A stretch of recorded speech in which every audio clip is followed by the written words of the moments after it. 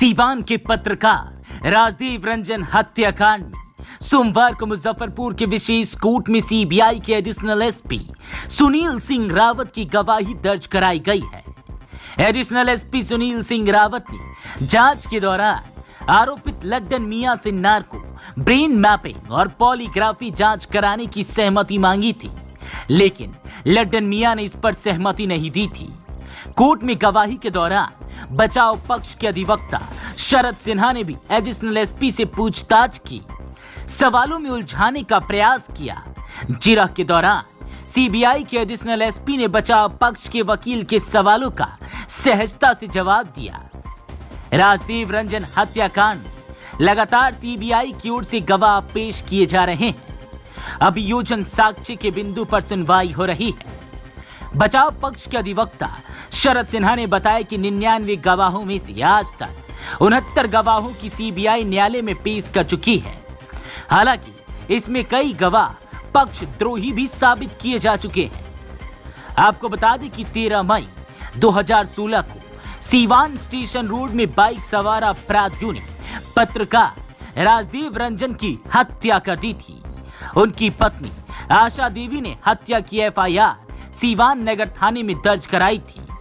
Police की प्रारंभिक जांच के बाद मामले की जांच सीबीआई ने की थी। इसमें पूर्व सांसद मोहम्मद शहाबुद्दीन की भी संलिप्तता सामने आई थी। सीबीआई ने पूर्व सांसद के खिलाफ भी चार्जशीट दायर की थी। मोहम्मद शहाबुद्दीन की मौत हो चुकी है। मामले में लड्डन मियां सहित अन्य आरोपितों पर न्यायालय में ट्रायल चल रहा है।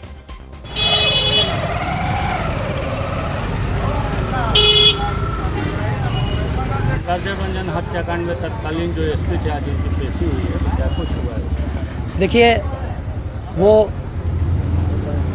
चीफ इन्वेस्टिगेशन ऑफिसर भी थे इस केस के। यह घटना 2016 की है, 13 मई 2016। और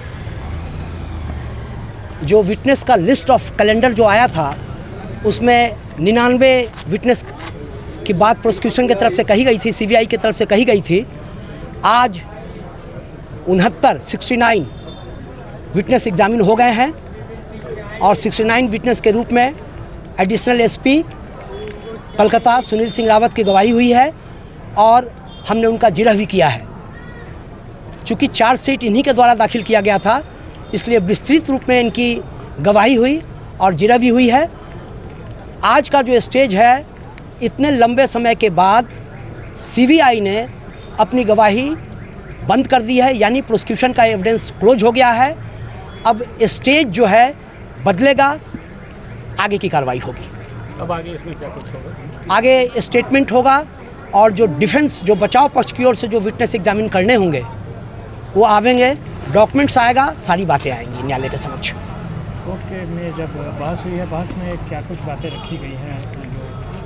कोर्ट में जो बहस हुई है उसमें स्पष्ट रूप से मैंने रखा है कि जो भी अनुसंधान हुआ है वो डिफेक्टिव है, दिशाविहीन है। चूँकि सिवान में जिस जगह यह घटना की बात कही जाती है और हिंदुस्तान का जो कार्यालय है हिंदी दैनिक का, उसके बीच कम से कम 25 जगह सीसीटीवी कैमरा लगा हुआ है, लेकिन सीसीटीवी की कहीं भी कोई बात नहीं आई है। कोई भी सीसीटीवी फुटेज की बात न्यायालय के समक्ष नहीं आई है।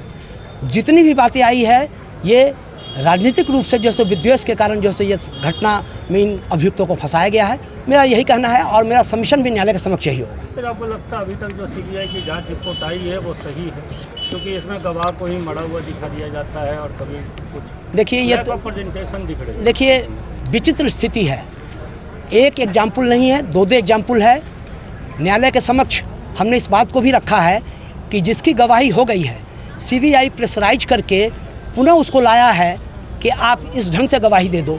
इस तरह की घटना हुई है।